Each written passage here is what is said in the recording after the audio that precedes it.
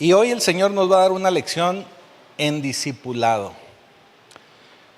Hoy vamos a iniciar con el capítulo 15. Y el capítulo 15, el Señor nos está enseñando y nos muestra, y digo nos muestra, porque es un mensaje que da a sus discípulos. Nosotros, considerándonos sus discípulos, pues también este mensaje es para nosotros. El Señor está dando este último mensaje antes de su crucifixión. Está a punto de ser entregado y está a punto de vivir todo esto que le llamamos y conocemos como la pasión de Cristo. Se encuentran reunidos en el aposento alto y el Señor empieza a darles estas instrucciones finales. Y créame que a mí me parece un pasaje muy hermoso. Es de estos pasajes que podríamos decirse un pasaje muy poético, la manera en que el Señor lo enseña, porque Jesús nos habla de la vid y de sus pámpanos. En algunas traducciones dice la vid y sus ramas y sus pámpanos. Y esto nos habla de la relación que Él quiere tener con sus discípulos, o que la relación que Él busca que nosotros como discípulos podamos tener con Él. Porque esta relación debe de ser una relación que funcione, debe ser una relación que nos haga crecer, que se vaya desarrollando, y sobre todo esto el Señor lo enseña pensando que Él pronto se va. Eso significa que es un mensaje muy importante porque lo está dando antes de irse. Es como si usted se pudiera despedir de un ser querido, de un ser amado. ¿Usted qué le diría a ese ser amado? Pensando que puede ser su último mensaje. Así lo está diciendo nuestro Señor Jesucristo. Y dice en el versículo primero: yo soy la vid verdadera y mi Padre es el labrador. También se puede traducir como el viñador, ¿verdad? Quien cuida de la viña. Y para describir esta experiencia con Él, Él nos dice que Él es el verdadero, el genuino, el auténtico. Obviamente Él empieza diciendo de esta forma a sus discípulos para hacer el contraste entre lo que Él les enseña y lo que pudieron haber aprendido de los líderes judíos que había en esa época, en ese tiempo. También muchos de ellos todavía no terminaban de entender algunas cosas de las que Él les enseñaba, y por eso Él les dice: yo soy el verdadero, lo que yo les enseño es la realidad, es la verdad. Muchos de estos líderes rechazaban a Jesús, y cuando rechazan a Jesús, pues rechazan al Dios verdadero. Por eso Él dice: yo soy la vid verdadera. Ustedes o usted es un pámpano en esta ilustración. Cuando Jesús es la vid, el Padre es el viñador y nosotros somos los pámpanos. Y si el Padre es el jardinero, el viñador, Él es el que cuida que la viña esté bien cuidada, bien protegida, y que los pámpanos a su vez también estén protegidos, cuidados, limpios. Así lo manejaban en esa época. Los pámpanos tienen que dar fruto. Y este es el mensaje principal de esta parábola que el Señor les enseña, que nosotros como sus discípulos tenemos que dar fruto. El fruto es la palabra clave para poder entender el capítulo 15. El Señor nos habla de dar fruto. Por eso en el versículo 8 vuelve a mencionar el fruto. Y en el versículo 8 dice: en esto es glorificado mi Padre, en que llevéis mucho fruto. Entonces, ¿cómo vamos a glorificar a Dios Padre? Dando fruto. Dando fruto. Y seáis así mis discípulos. Luego, nuevamente en el versículo 16 lo vuelve a mencionar. Y dice: no me elegisteis vosotros a mí, sino que yo os elegí a vosotros. Y os he puesto para que vayáis y llevéis fruto.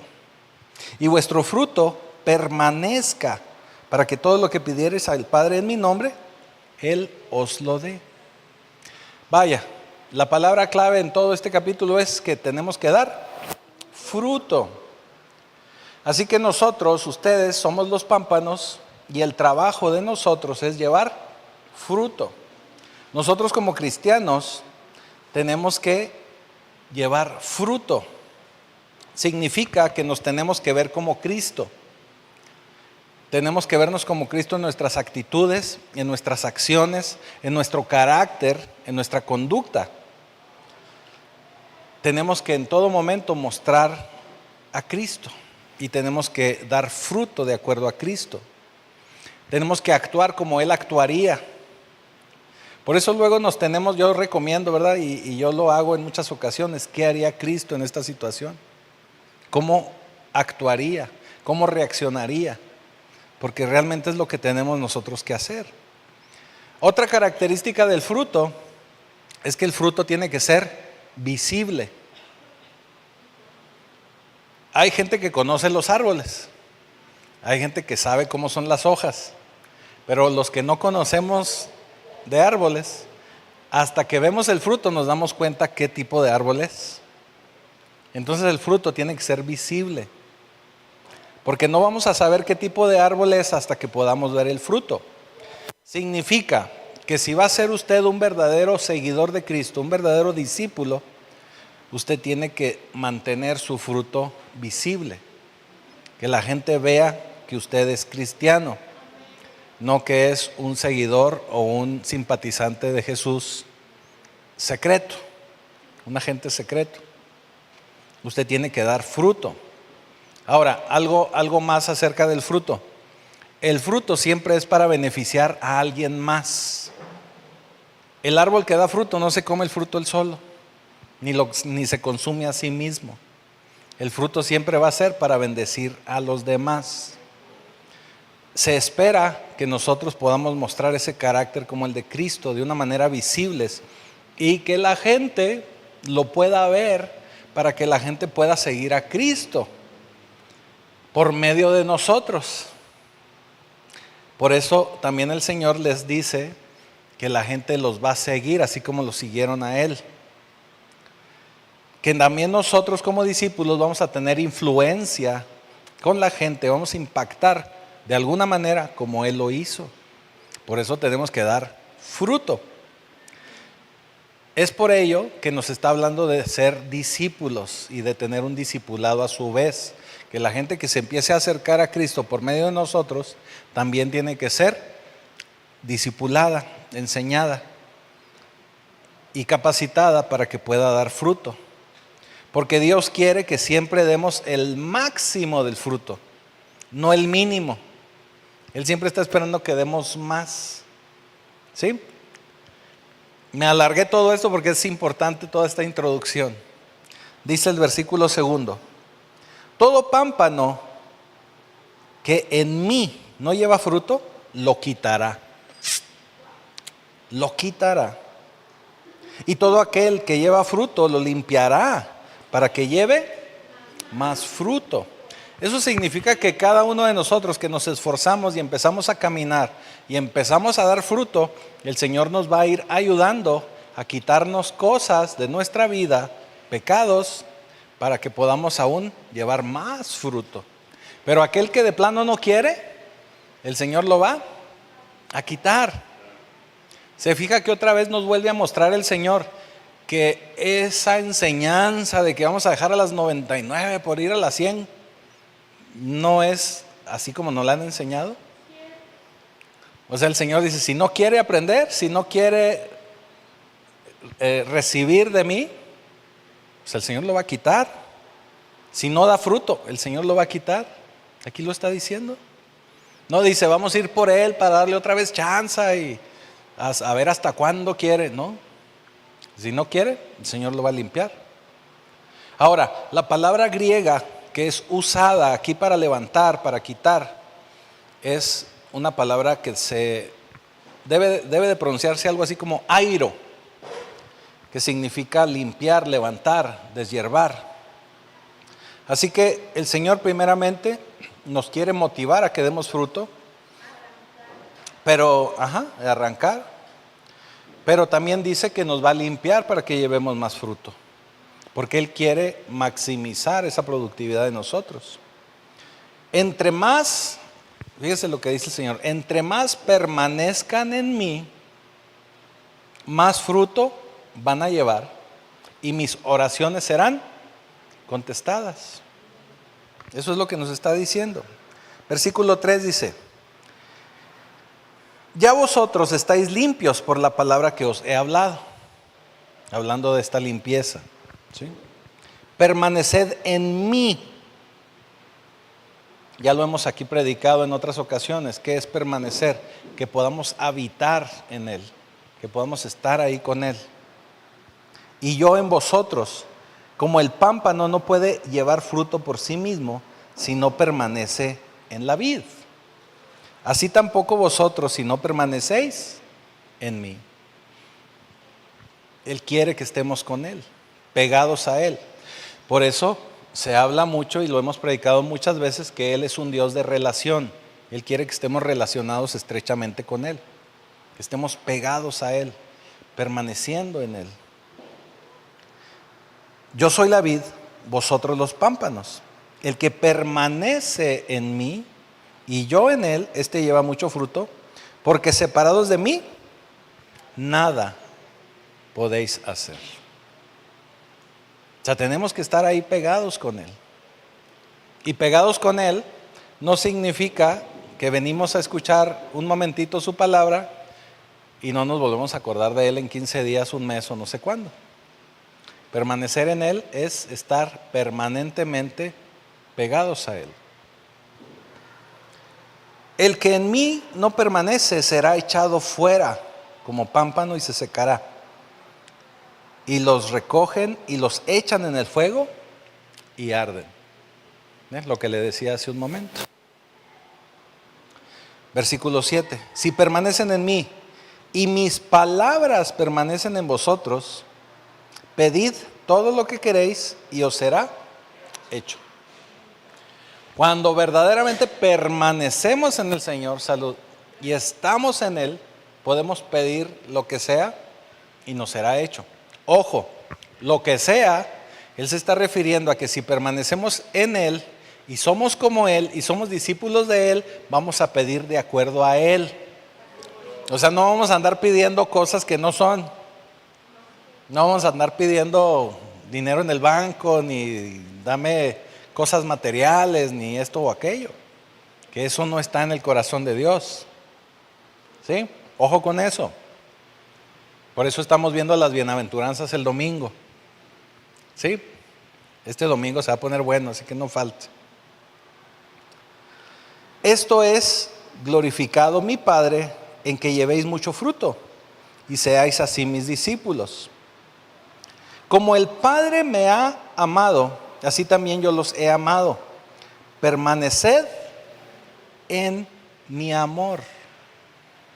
O sea, para poder recibir del amor del Señor tenemos que permanecer en Él. Ahora, tenemos que permanecer en Él por el amor, porque le tenemos que amar, no por conveniencia, no por obligación, no por enojo. ¿Sí? Nuevamente nos vuelve a hablar de habitar en Él, habitar en su amor. Tenemos que hacer crecer esa relación con Él. Versículo 10. Si guardareis mis mandamientos, permaneceréis en mi amor. ¿Cómo vamos a mostrar el amor de Dios o nuestro amor por Dios? Guardando sus mandamientos. ¿Sí? Así como yo he guardado los mandamientos de mi Padre. Recuerde que Él nunca hizo nada que no fuera enviado por el Padre o pedido por el Padre. Y permanezco en su amor. ¿Sí? Así que cuando el amor crea obediencia, usted convive en obediencia con el Señor. Porque en la cual esa obediencia fue creada por el amor. Usted va a habitar en Él por amor y así va a obtener más amor de parte del Padre. ¿Sí? ¿Vamos bien? ¿Okay? Así que la obediencia hace continuar en esta permanencia con el Señor. ¿Sí? Y claro que una desobediencia, rebeldía, lo contrario, va a romper con este habitar en el Señor, en esta permanencia con el Señor. Se rompe la relación. Es como cuando usted es muy amigo de alguien, se pelea y ¿qué hace? Se apartan, se dejan de hablar. ¿Sí me estoy explicando? Pasa lo mismo. Pero mientras hay amistad, mientras hay amor, nos mantenemos unidos, nos mantenemos juntos. Versículo 11. Estas cosas os he hablado para que mi gozo esté en vosotros y vuestro gozo sea cumplido. Y ahorita lo explicaba la pastora. Ahorita lo leía la pastora al inicio. Por eso el Señor nos habla. ¿Y de qué nos está hablando? ¿De qué nos ha venido hablando? De habitar en Él, de estar en su amor. Y cuando estamos en su amor, estamos en su gozo. Estamos en su gozo. Y cuando nosotros estamos en su gozo, pues también nuestro gozo va a estar cumplido, se va a cumplir. ¿Sí?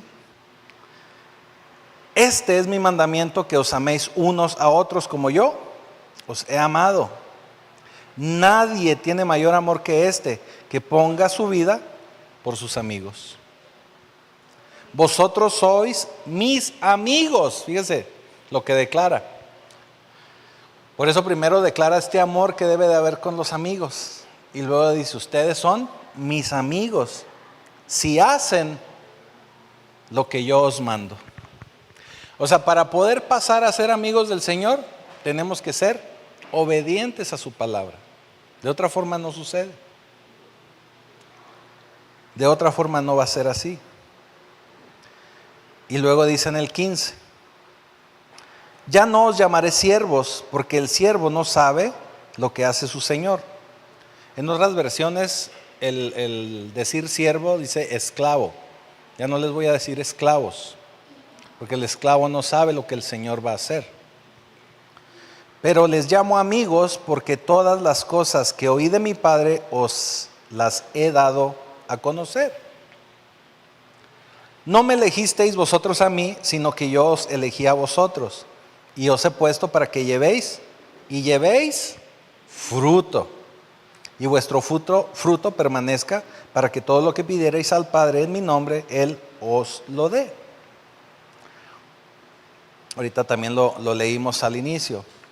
Por eso dice que si nosotros habitamos en Él, nos lo vuelve aquí a recordar, nuestras oraciones van a ser contestadas. Pero necesitamos habitar en Él. Y dice, pidan en mi nombre. Porque cuando pedimos a su nombre, eso significa que estamos operando bajo las mismas reglas que Él opera. O así debería de ser, al menos. Porque el nombre de Jesús no es meramente, cuando decimos una oración y al final decimos en el nombre de Jesús, no es meramente un eslogan, o una frase una muletilla que ya se nos quedó ahí en las oraciones. Para alguna gente tal vez sí lo sea. Pero tenemos que entender que el mencionar a Jesús al final de la oración significa, o le estamos diciendo al Padre que lo estamos pidiendo bajo las condiciones de Jesús, en el nombre de Jesús, como si Jesús mismo lo estuviera pidiendo, reconociendo la autoridad de Jesús, y de esa manera el Padre nos va a dar lo que le podamos pedir, lo que le pidamos. ¿Sí? Y luego el 17, mire cómo dice el versículo 17. Esto os mando, o sea, esto les estoy mandando. O sea, no es opcional. Mucho de lo que el Señor nos enseña a través de su palabra es opcional. Porque nos dice, si hiciereis, si escogieren, así lo vieren, si lo deciden, ¿no? A los mismos que sanó en las Escrituras vimos, ¿quieres ser salvo? ¿Quieres sanar? Pregunta. Pero aquí dice, les mando. ¿Y qué es lo que manda? Que os améis unos a otros. Fíjese qué interesante, porque nos está dando una orden. Y nos da una orden porque el amor, usted tiene que entender, y ya lo hemos también aquí enseñado, el amor es una decisión, no es un sentimiento. Entonces, para que usted tenga que amar, pues lo tiene que decidir y tiene que querer hacerlo. Por eso nos está dando la orden. Amen. O sea, no es de a ver cómo se sienten, es una orden. Tienen que amar. Tienen que tomar la decisión de amar al prójimo. Y cuando hacen esto, se brinca al 18 y dice: si el mundo os aborrece, sabed que a mí me ha aborrecido antes que a vosotros. Del 19.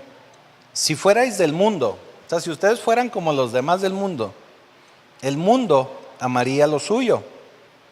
Pero porque no son del mundo, antes yo os elegí del mundo, por eso el mundo los aborrece. ¿Qué nos está diciendo aquí el Señor? Está diciendo, ustedes deben saber que cuando se conviertan en este tipo de discípulo, ¿qué tipo de discípulo? Los que habitamos en Él, los que estamos relacionados con Él, va a encontrar oposición por su identificación con Jesús, por su filiación con Jesús. Si usted nunca ha tenido oposición por ser cristiano, algo está raro, algo está mal. Encontrarás oposición por tu identificación con Jesús, del mismo modo que Cristo fue rechazado. Eso es lo que nos está diciendo. Entre más te parezcas a Jesús, y no es para que te desanimes, pero entre más te parezcas a Jesús, más te va a rechazar el mundo. Más te van a rechazar. Eso es lo que nos está diciendo el Señor. Versículo 20. Acordaos de la palabra que os he dicho. El siervo no es mayor que su Señor. Si a mí, así me imagino que sí les dijo, si a mí me han perseguido, también a vosotros os perseguirán. Si han guardado mi palabra. Ojo, porque a lo mejor si no nos han perseguido es porque no hemos guardado su palabra. Ojo. También guardarán la vuestra. ¿Qué quiere decir? Que si nosotros guardamos la palabra del Señor, nos parecemos a Él, hacemos lo que hace Él. Pero cuando nosotros tenemos gente que estamos discipulando, también esa gente a la que discipulamos van a seguirnos y nos van a hacer caso de las instrucciones que nosotros les demos.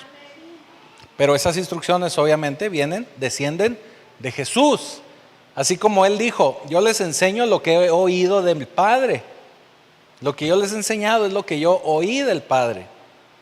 Nosotros cuando discipulemos a alguien nosotros te estamos discipulando lo que yo aprendí de Jesús. ¿Sí me estoy explicando? Así debe ser. Versículo 21. Mas todo esto os harán por causa de mi nombre, porque no conocen al que me ha enviado. O sea, si rechazan a Jesús, están rechazando a Dios Padre. Y si lo están rechazando, significa que no conocen tampoco a Dios Padre. Por eso dice, me están haciendo esto, me rechazan porque no conocen al que me envió. Si me están rechazando es porque no conocen a Dios Padre. El que me aborrece a mí, también a mi Padre aborrece. Fíjense, qué fuerte. Y esto es muy fuerte porque rechazar a Jesús es rechazar al Dios verdadero. Así. Si yo no hubiese hecho esto, si yo no hubiese hecho entre ellos obras que ningún otro ha hecho, no tendrían pecado. Pero ahora han visto y han aborrecido a mí y a mi Padre. Pero esto es para que se cumpla la palabra que está escrita en su ley. Sin causa me aborrecieron. O sea, nomás porque sí. O sea, no tenían un motivo. Simplemente me aborrecieron. O sea, hicieron esto de aborrecer al Señor simplemente porque así está escrito en su palabra. Se cumplió la escritura. No porque los hubieran escogido a ellos o porque tuvieran algo especial, sino porque simplemente así dice la palabra, y al no recibir a Jesús, lo odiaron y son responsables de eso. Pero la verdad, la palabra se tenía que cumplir de esa manera. 26. Pero cuando venga el Consolador, a quien yo os enviaré del Padre, el Espíritu de verdad, el cual procede del Padre, Él dará testimonio acerca de mí. Esto ya lo hemos descrito varias veces, pero el Hijo, Jesucristo, da testimonio del Padre. Y el Espíritu Santo va a dar testimonio y da testimonio del Hijo. Así que cualquier promoción o cualquier situación que viene del Espíritu, o que ustedes piensen o alguien les diga que viene del Espíritu Santo, pero que está ignorando a Jesús, ojo, porque no viene entonces de Dios. Porque el Espíritu Santo siempre va ligado a Jesucristo. El Espíritu Santo es muy real y es dinámico, pero también tenemos que entender que es cristocéntrico. El Espíritu Santo en todo momento nos debe mostrar a Jesús. Cualquier cosa que lo distraiga de Jesús no es el Espíritu Santo, ojo. Y lo digo porque ahorita hay unas tendencias de cada cosa tan peligrosa. Ojo, porque no es así. El Espíritu Santo viene a testificar acerca de Jesús. Algo también bien interesante de este versículo 26 es que aquí vemos manifestada la Trinidad, o Jesús nos habla de la Trinidad, porque nos está hablando del Padre, nos habla del Espíritu Santo y nos habla de Él como el Hijo. ¿Sí? 27. Y vosotros daréis testimonio también, porque habéis estado conmigo desde el principio. Eso significa, y lo que les está diciendo y nos dice a nosotros, es que si nosotros somos verdaderos discípulos de Jesús, vamos a dar testimonio de Cristo. Porque el Espíritu Santo nos va a guiar, y si el Espíritu Santo es cristocéntrico, nosotros tenemos que manifestar a Cristo y dar testimonio de Cristo. ¿Sí? Capítulo 16. Vamos en tiempo y forma. Capítulo 16.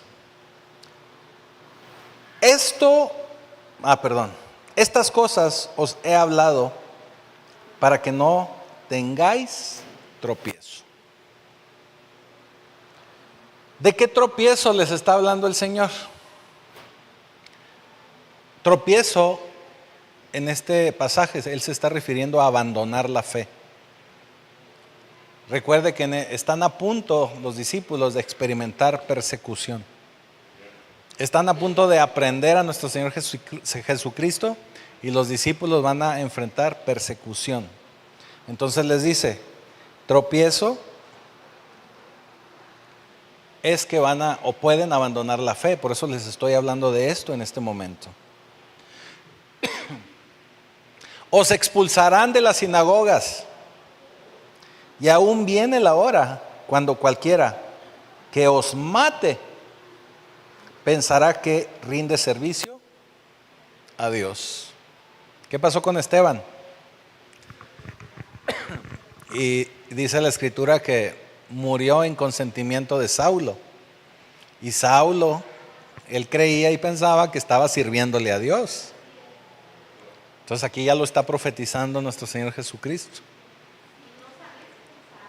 Ah, sí, así es. Sí. Sí, cierto. Y hemos enfrentado persecución. Así es. Así que el Señor vuelve a hablarles del Espíritu Santo. Y harán esto, fíjese versículo 3, y harán esto de expulsar de las sinagogas y de perseguirlos en el nombre de Dios, porque no conocen al Padre ni a mí.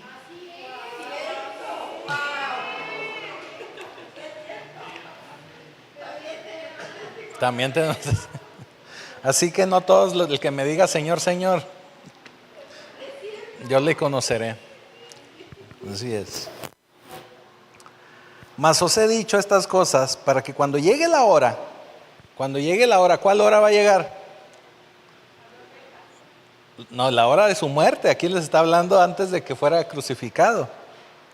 Os acordéis de que ya os lo había dicho. O sea, de que iban a recibir persecución, que los iban a expulsar de las sinagogas y que posiblemente alguien los matara, pensando que lo está haciendo a favor de Dios o en el nombre de Dios. Por eso les está diciendo esto.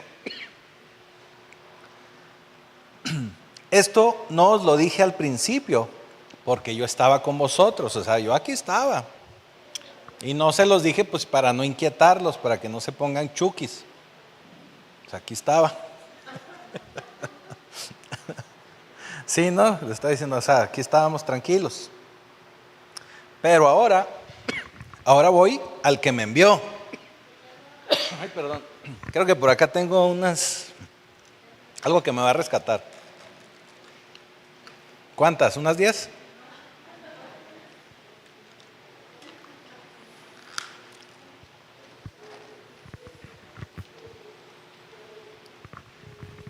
La culpa es de unos cacahuatitos de Azanet que me vendió.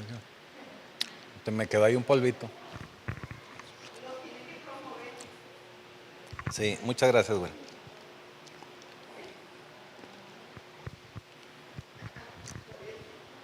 Ya se me fue la onda, ¿dónde voy? Pero el 5, pero ahora voy al que me envió y ninguno de vosotros me pregunta, ¿a dónde vas? Antes, porque os he dicho estas cosas, tristeza ha llenado vuestro corazón. O sea, les digo que me voy. Les digo de la persecución. Y se los estoy diciendo ahorita porque puedo ver su tristeza. Por eso se los estoy diciendo en este momento. Pero yo os digo la verdad, dice en el 7. Os conviene que yo me vaya. Porque si no me fuera, el Consolador no vendría a vosotros. Mas si me fuere, os lo enviaré. Aquí está bien interesante, ¿verdad?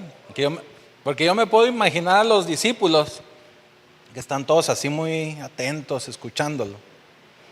Han estado con él 3 años, caminando con él, comiendo juntos, durmiendo en el mismo lugar.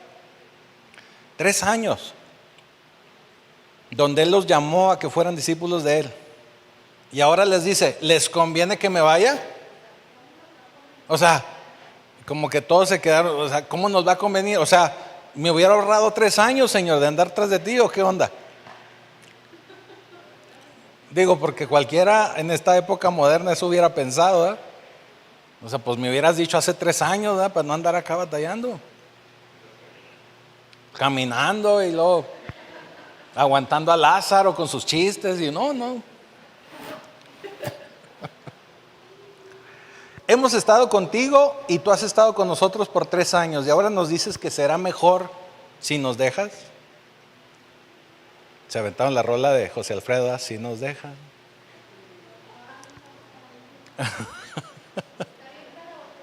Sí. Les conviene porque si me voy viene el Espíritu, les dice. Y no va a venir si no me he ido.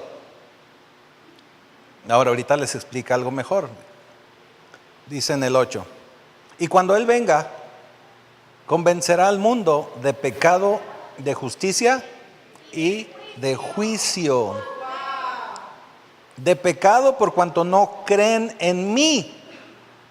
O sea, el no creer en Jesús es un pecadote. Si alguien no cree en Jesús es un mega pecado. De justicia, por cuanto voy al Padre, y no me veréis más. Y de juicio, por cuanto el príncipe de este mundo ha sido ya juzgado. ¿Y cómo se juzga al príncipe de este mundo? Pues por medio del pecado. Por eso cuando nosotros dejamos de pecar, entramos en justicia. Nos justificamos delante de Dios. ¿Sí? ¿Vamos bien? Aquí volvemos a ver, en este pasaje que acabamos de ver, volvemos nuevamente a ver la Trinidad manifestada. Dice, el Padre envía al Hijo, el Hijo va a enviar al Espíritu Santo. O sea, se envía uno al otro para encargarse del siguiente programa de Dios, lo que el Señor tiene ya planeado, programado. Ojo, y el Espíritu Santo que va a venir a nosotros, que viene a nosotros, el Espíritu Santo nos va a guiar. Eso significa que el Padre envía al Hijo, el Hijo envía al Espíritu y el Espíritu Santo nos va a enviar a nosotros. Por eso nosotros somos ahora los encargados de evangelizar, de llevar el Evangelio, de guiar a la gente a Cristo. ¿Y quién nos está enviando y quién nos está guiando? El Espíritu Santo. El Espíritu Santo. Estando Jesús en el estado físico en el que estaba con sus discípulos, estos 3 años, se limitaba al lugar donde el Señor se encontraba. Vaya, se limitaba en su estado físico. Pero cuando venga, les dice él, y cuando vino el Espíritu Santo, ahora van a estar mejor, porque el Espíritu Santo no está sujeto a ninguna locación en especial. El Espíritu Santo está tanto con cada uno de nosotros como puede estar con gente en África, en Europa, Estados Unidos, Canadá, Sudamérica, en cualquier lugar. Él puede estar en cualquier lugar y al mismo tiempo, mientras que Jesús estaba limitado al área limítrofe donde Él se encontraba. Así que ahora el Espíritu Santo va a estar acompañando a cada creyente sin importar la ubicación. Por eso el Señor les dice, les conviene. ¿Sí? Les conviene. Versículo 12.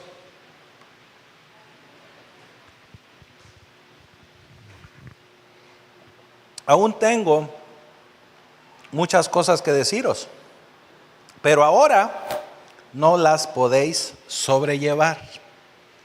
O sea, todavía les tengo que decir varias cosas, pero en este momento no van a poder con ellas.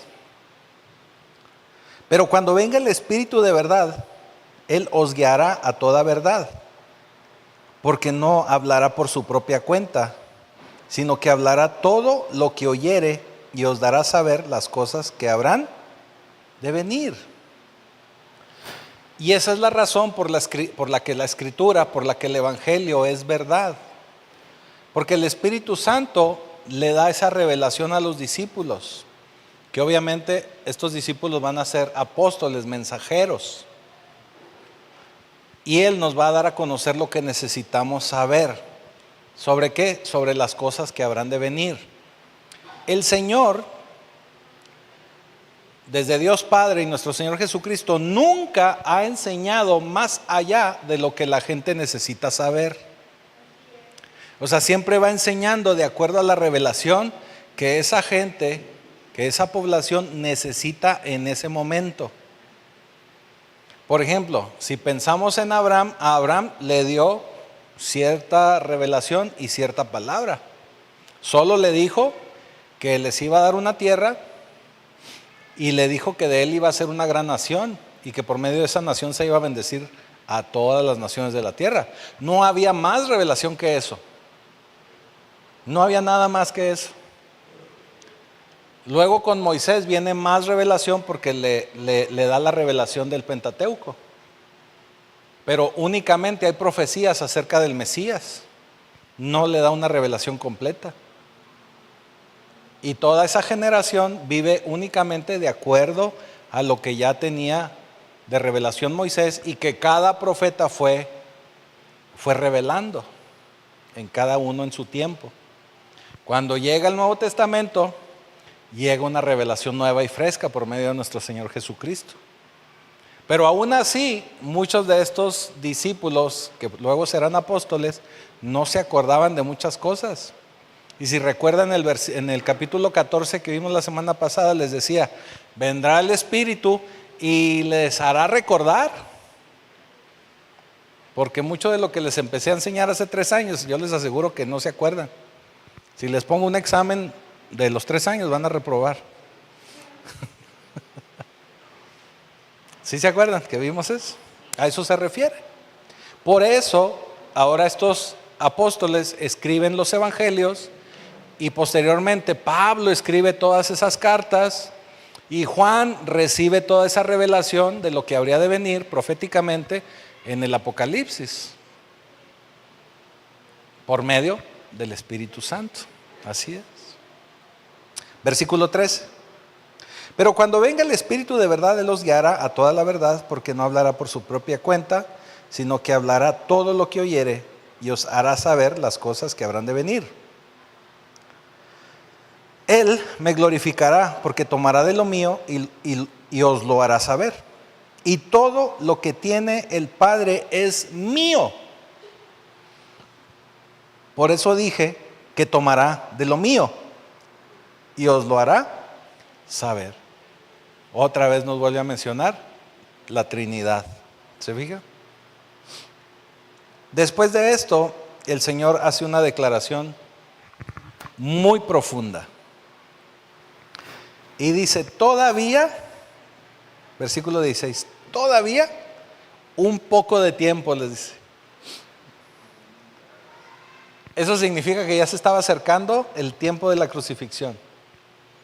Ya se estaban los judíos organizando, ya estaban en movimiento todas las acciones de lo que viene a ser la crucifixión. Ya se estaban poniendo de acuerdo para los próximos juicios ilegales que le iban a dar a nuestro Señor Jesucristo.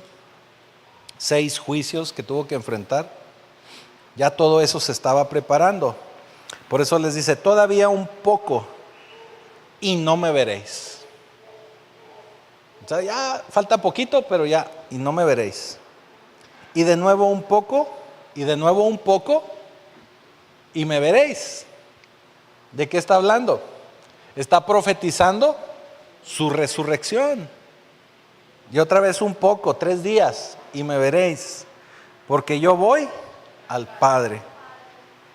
Entonces se dijeron algunos de sus discípulos, unos a otros, ¿qué es esto que nos está diciendo? ¿Tú le entiendes? Algo así, ¿verdad? ¿Tú le entiendes? Todavía un poco y no me veréis. Y de nuevo un poco y me veréis. ¿Y porque yo voy al Padre? Decían pues, ¿qué quiere decir? ¿Qué quiere decir con esto? Todavía un poco. No entendemos lo que hablaba. Jesús conoció que querían preguntarle y les dijo, ¿preguntáis entre vosotros acerca de esto que dije? De todavía un poco y no me veréis, y de nuevo un poco y me veréis. De cierto os digo, que vosotros lloraréis y lamentaréis, y el mundo se alegrará. O sea, ¿quiénes? Pues los que lo crucificaron, ¿verdad? Pero aunque vosotros estéis tristes, vuestra tristeza se convertirá en gozo. Otra vez les dice, pero sin decirles, ¿verdad? O sea, me van a crucificar, voy a morir. Ustedes van a estar tristes, otros van a estar alegres. Pero ustedes que están tristes se van a poner gozosos, sí, a llenar de gozo. La mujer cuando da a luz tiene dolor porque ha llegado su hora. Pero después que ha dado a luz un niño, ya no se acuerda de la angustia. ¿Sí cierto, mamás? Otro más, ¿no? Por el gozo que haya nacido un hombre en el mundo. También vosotros tenéis tristeza, pero os volveré a ver y se gozará vuestro corazón y nadie os quitará su gozo. Y nadie os quitará su gozo. En aquel día no me preguntaréis nada. O sea, cuando pase todo esto que les estoy diciendo, ya no me van a preguntar nada. De cierto os digo, que todo cuanto pediréis al Padre en mi nombre, os lo dará. Otra vez volvemos al punto. Pero tenemos que ser discípulos y estar en Él. Estar en esa dimensión. Las cosas las está tratando de dejar claras el Señor. Y a lo que se está refiriendo, y sobre todo por eso les dice, mi Padre os dará, es que aunque estén angustiados, aunque se van a poner tristes, yo les digo que se van a gozar. Aunque haya persecución, aunque todo lo que van a vivir, tienen que permanecer en mí. Tienen que permanecer en mí. Recuerden que venimos de esta enseñanza de los pámpanos. El que permanece en mí. Por eso primero les enseña esto de permanecer en Él. Todo esto, aunque ya estamos en el capítulo 16, es la misma cena, es la misma reunión, es la misma plática que están teniendo en el aposento alto y que acaban de platicar de los pámpanos. O sea, es la misma reunión. No ha pasado mucho tiempo, son los mismos minutos, la misma hora que estaban platicando esto. Por eso está relacionado y les vuelve a decir, no se aparten de mí, permanezcan en mí. Porque el negocio de mi Padre es el contestar oraciones, siempre y cuando permanezcan en mí. Así que Dios no les termina de explicar todo lo que van a vivir. Si se fija, se los dijo de dos maneras distintas, sin aclararles exactamente los puntos. ¿Por qué? Porque Dios no te va a explicar nada si tú no estás listo para entenderlo. Te va a dar pistas y te va a dar profecía y te va a decir, pero no te lo va a decir con punto y coma si no estás listo para entenderlo o para manejarlo. Si Él sabe que no lo vas a poder manejar, no te va a decir más. Él únicamente te va a dar la información necesaria para levantar tus preguntas, pero no te va a dar una respuesta clara si no estás listo. Porque siempre, exactamente, y siempre quiere mostrar que todo lo que sucede ya estaba previsto por Él, ya estaba preparado. Hasta ahora nada habéis pedido en mi nombre, dice el 24. Pedid y recibiréis para que vuestro gozo sea cumplido. ¿Sí? Estas cosas os he hablado en alegorías. La hora viene cuando ya no os hable por alegorías, sino que claramente os anunciaré acerca del Padre. En aquel día pediréis en mi nombre y no os digo que yo rogaré al Padre por vosotros, pues el Padre mismo os ama porque vosotros me habéis amado. O sea, cuando nosotros amamos a Cristo, Dios Padre nos ama. Y habéis creído que yo salí de Dios. Salí del Padre y he venido al mundo, y otra vez dejo el mundo y voy al Padre. Si se fijan, otra vez les vuelve a explicar todo este entramado, ¿verdad? Está sucediendo ahora. Y los discípulos empiezan a decirle, ahora hablas con claridad, fíjese. Versículo 29. Le dijeron sus discípulos, he aquí ahora hablas claramente y ninguna alegoría dices. Te estamos entendiendo. Ya sabemos que nos dejas porque vas al Padre. Ya estaban ahí muy listos, ¿verdad? Ya estaban entendiendo. Ahora sabemos que sabes todas las cosas y no hace falta preguntar.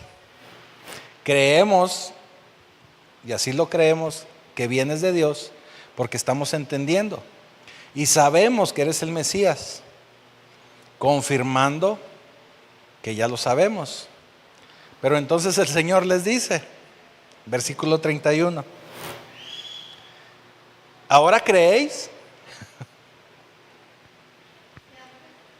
¿Eh? O sea, ¿y ahora creéis? Traducción. Lo que les está diciendo aquí el Señor, realmente no creen, no saben tanto como creen que saben, ni están creyendo tanto como creen que creen, como creen que creen. Me creen ahora porque estoy aquí frente a ustedes y se los estoy diciendo y está bien, pero déjenme les digo otra profecía. Eso es lo que les está diciendo el Señor. Versículo 32. He aquí, la hora viene. He aquí la hora viene, y ha venido ya, en que seréis esparcidos cada uno por su lado, y me dejaréis solo. Por eso la pregunta anterior les dice, ¿ahora creéis? O sea, realmente todavía no terminan de entender lo que les estoy diciendo. No creen ni están seguros de lo que les estoy diciendo. Y aquí les está empezando a decir, todos van a correr por su vida. Patitas, ¿para cuándo son? ¿No? ¿O cómo es patitas, para qué las quiero? ¿No? Van a ser dispersados por miedo. Cada uno va a correr a su casa y me van a dejar solo. Cuando sepan que vienen todos por mí, todos van a correr. O sea, ya les está profetizando el Señor. No se hagan.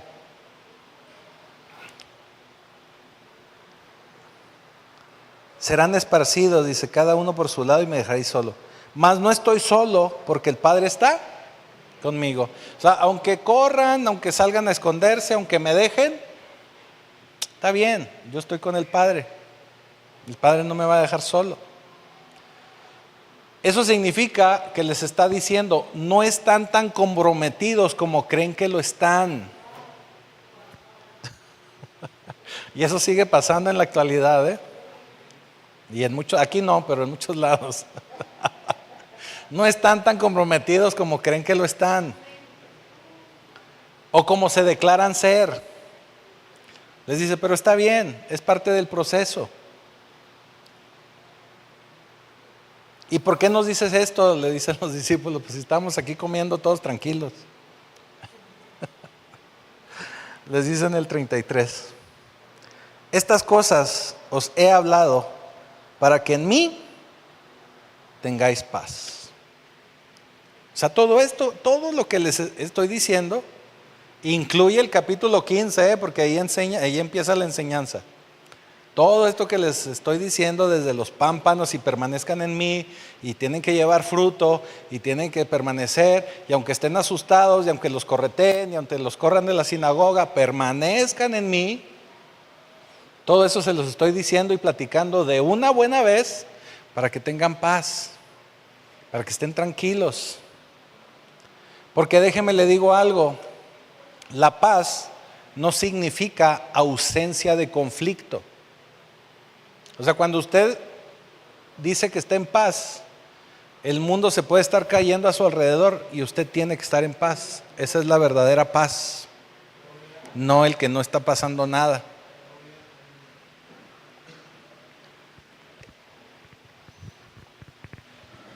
Esa es la verdadera paz. Es más, de hecho, no van a saber que tienen paz hasta que se encuentren en un conflicto.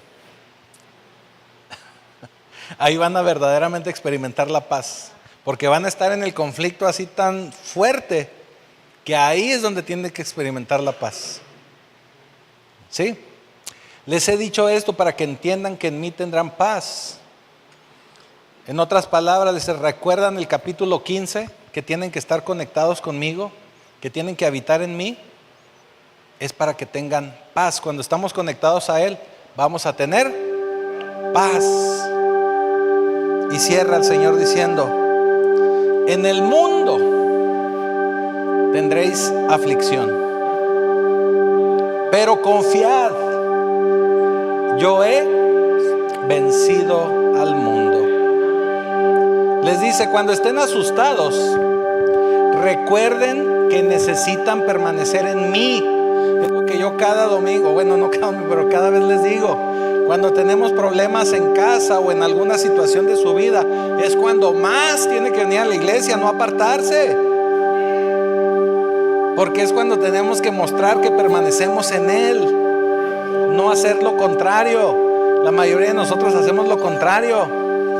Queremos arreglar las cosas por nuestras propias fuerzas y dejamos de venir a buscar al Señor. Y lo que tenemos que hacer es venir con más fuerza. Por eso le dice, cuando estén asustados, recuerden que permanecen en mí, que están en mí.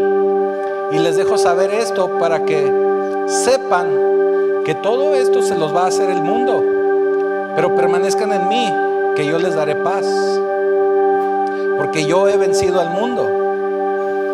El ser vencedor viene del griego de la palabra nikao, que es vencer, el tener la última palabra, el obtener la victoria, el permanecer aún si están asustados, les dice. Les daré la habilidad de vencer todo aquello que les asusta. Todo eso que a usted le da miedo, lo va a vencer por medio de Jesús. Cuando siguen a Cristo, el mundo estará contra ti. Pero el Señor nos dice, sean valientes. Él tiene el poder y el control. Pero toma valor, porque dice el Señor, yo he vencido al mundo. Y en el mundo tendrán paz. Porque el Señor, recuerden esto, el Señor siempre tiene la última palabra. Póngase de pie. Bendito Señor, bendito Padre Celestial. Te damos gracias, Señor, porque sabemos que tú buscas que podamos tener una relación aún más estrecha, más pegada a ti, que podamos permanecer en ti y tú en nosotros, para que en todo momento podamos tener paz a pesar de nuestros problemas, de nuestras situaciones, porque tú, Señor, ya nos diste la victoria. Tú has vencido al mundo y sabemos que si permanecemos en ti, como esos pámpanos pegados a la vid, tú nos darás esa victoria que tú ya lograste en la cruz y por la cual te damos gloria a ti, Señor. Así que te agradecemos, Señor, por todo lo que has hecho por cada uno de nosotros. Y te damos gracias en el poderoso nombre de Jesucristo. Amén.